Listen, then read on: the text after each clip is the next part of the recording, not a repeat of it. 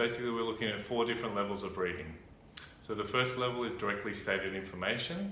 So you're just going to be looking for one quote and you're going to annotate and highlight that in your text.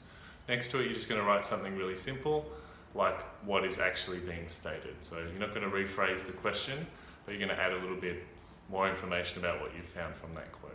So the second level is making explicit connections between 2 things. So explicit means directly stated, means it's definitely in the text, you can find it, you can circle it, you can point to it.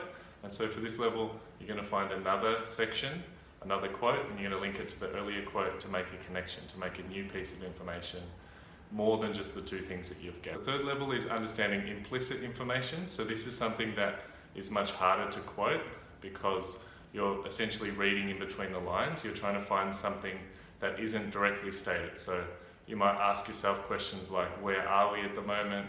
What gender is my main character?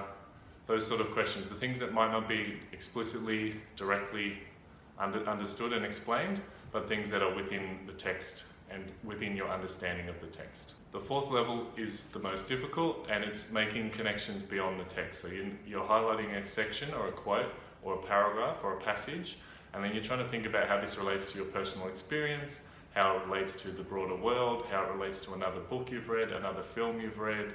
Maybe you think about the context or the historical setting, or a whole bunch of things that are sort of information that you're bringing from outside of the text into the text.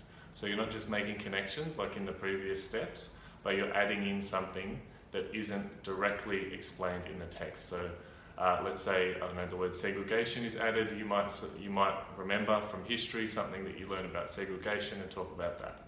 Or you might relate what's happened in the story to what happened to you when you were younger, or when you're on holidays, or whatever experience relates to you. So these are the 4 levels.